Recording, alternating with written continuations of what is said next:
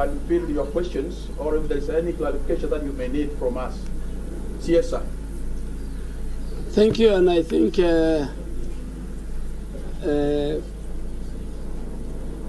most of the event has taken place. The Commander-in-Chief of the Kenya Defense Forces and the President has done the inaugural departure of the team of the Kenya Defense Forces that will be part of the East Africa Regional Force to DRC. So everything has been done, and we need just to see if you guys have any question or queries. If it's an operational matter, the CDF will speak to it. If it is a diplomatic question, the PS Foreign Affairs will speak to it. If it is a matter of the general security and other matters, myself and our National Security Advisor, Ambassador Monica Juma, will address it. So the floor is yours. Yes.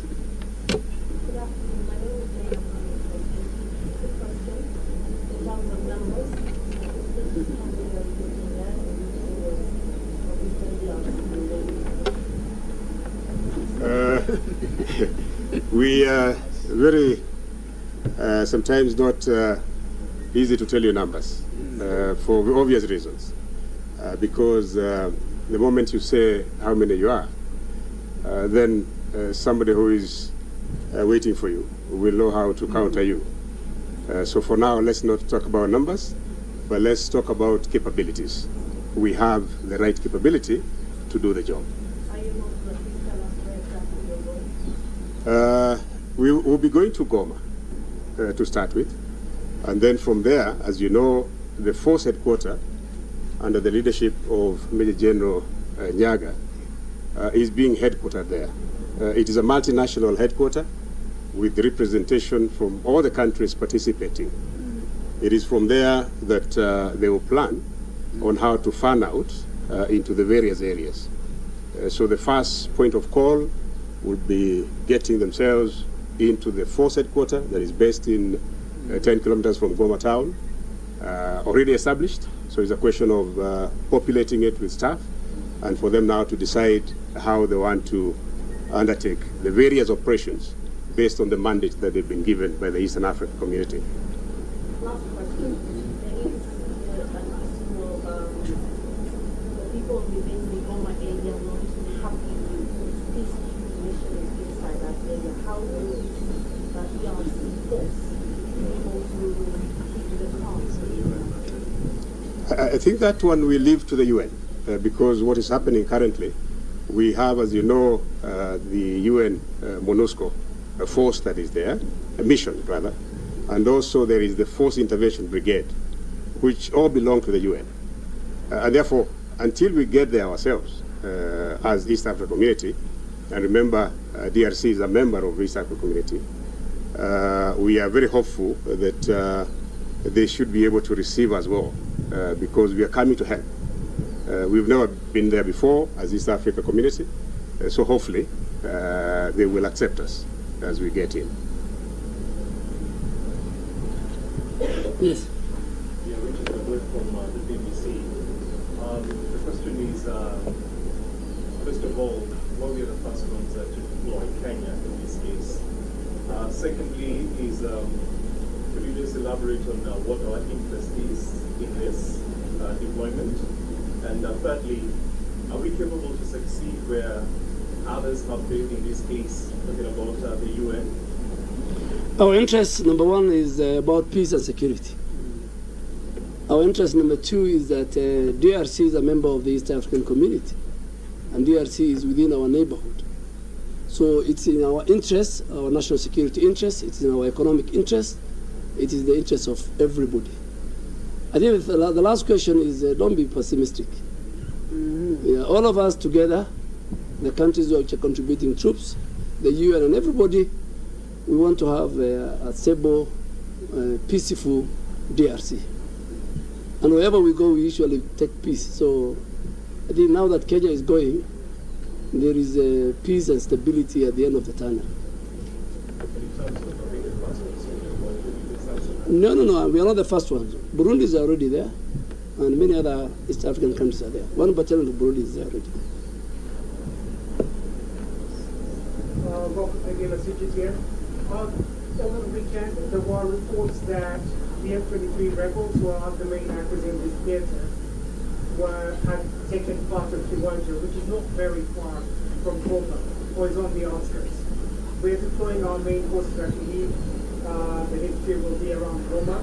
Are there any concerns that this may create a potential situation on the ground almost immediately before we settle down?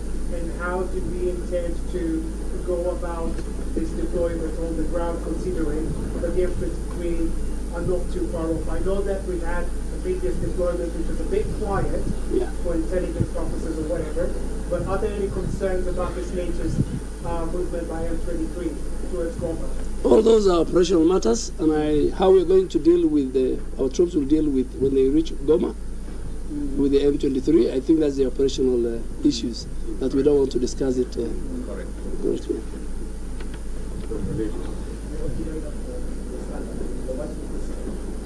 The Nairobi process, which is in the bringing the government of DRC starting a few weeks ago, without the inclusion of the key actors, what does this mean to the Nairobi process? Thank you very much, and thank you very much for your question. The diplomatic process is on track, as you know.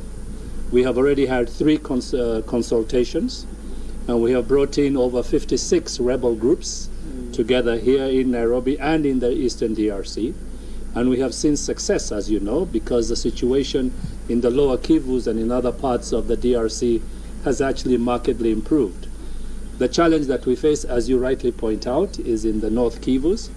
And for that, we are still working very hard to ensure that we try to reach out to the M23 and to others who are aligned with them to see that we bring them to the fold so that they join the inter-Congolese dialogue to see that we create greater peace. So we are hopeful and we remain positive, as the Minister said, to make sure that the political process leads so that we create greater peace.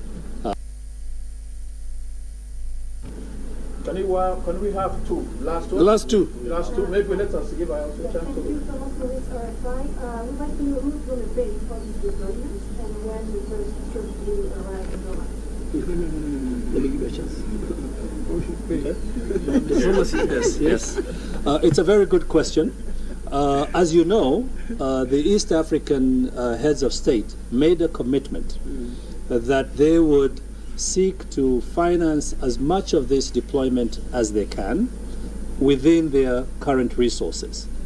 We have been working very hard to mobilize the international community to support the East African force, because the idea is not to leave this burden just on East Africa, because as you heard His Excellency the President say, this is a commitment not just to East Africa but to the region and to humanity.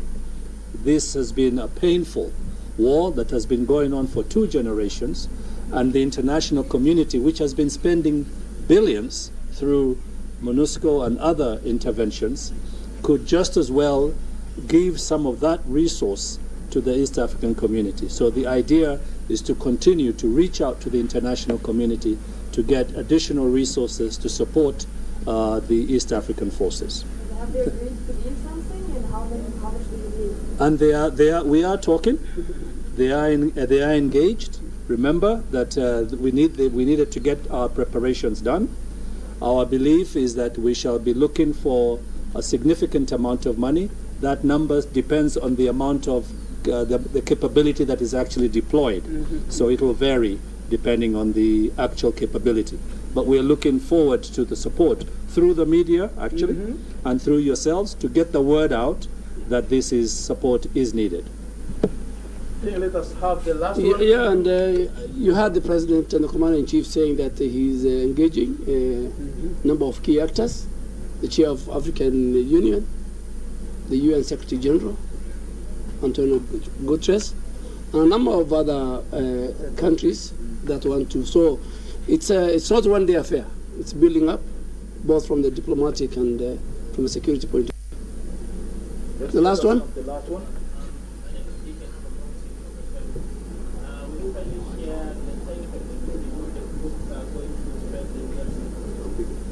That I think you can get from our communication to Parliament. We can't say exactly what's the time frame. We can give a time frame, and the players there will say, okay, fine, they're here. Can we wait, and then once they leave, we are back. So we can give you a time frame now. We have a task. Yeah, but we have a task. Yes, we have a task, and we have a mission to accomplish peace and security.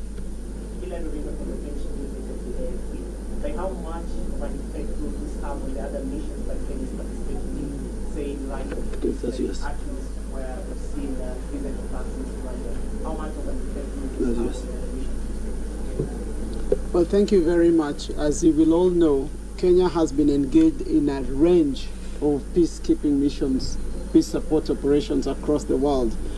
To date, I think we are standing at 46 since independence. So we have stood to be counted, and this is one of those missions where we are making our contribution as we have. So there will be no effect on the other missions. We'll remain engaged in ATMIS, in other missions where we are. And so our contribution to international peace and security will remain robust as has been.